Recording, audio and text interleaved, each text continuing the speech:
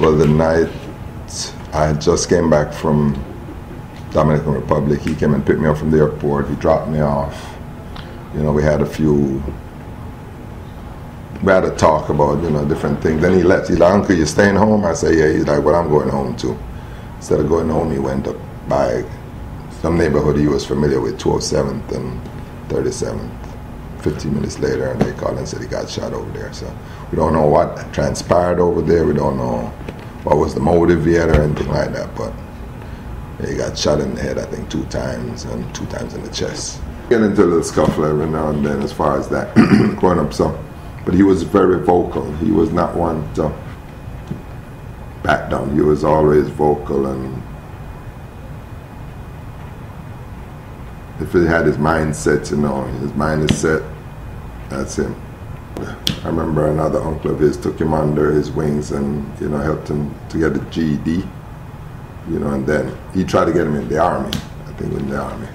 Then I guess for that they said he needed a GED, he needed that, so he took him away from here, let him live with him for a while, and he studied hard with him until he passed it.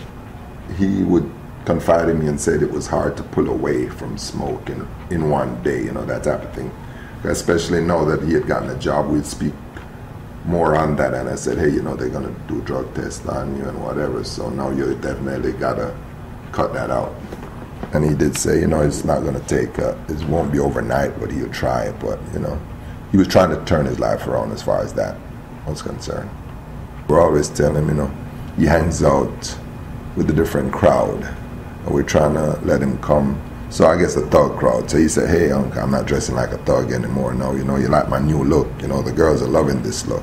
And that was the last statement he had to me that night. "Hey," and I said, "Yeah, you look good.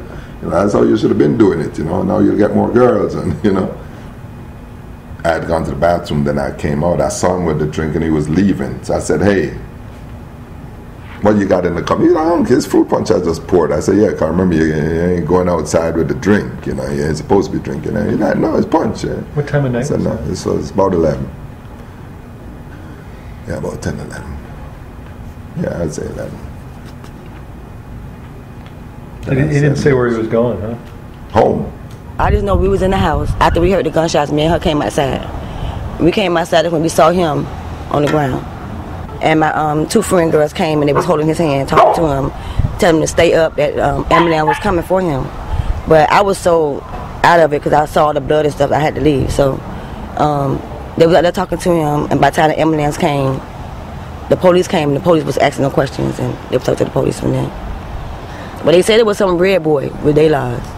I moved from Liberty City in the Poker Beans, and I moved from a lot of confusions to come over to a better place.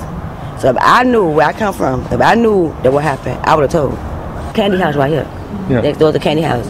So all I know, there was some boys sitting out here by a truck next door to this house, they said. What do you mean, the candy house, you said? Yeah, it's a candy house next door. He said everything out, frozen cups, pickled eggs, all that stuff out the house. So I just know they say it was some boys outside. Why I don't understand when he passed away, why no detectives came around, nobody came knocking on people's door asking questions, asking did they see anything, did they know anything. We didn't hear nothing from nobody after this happened. And I don't think that even fair. I think it should have gotten more media attention than it did. Why? Because like it says, life is just starting, and, you know, for somebody to take somebody's life that young, you know, we needed to make people aware of this so it doesn't happen again, because, you know, it could be their kid.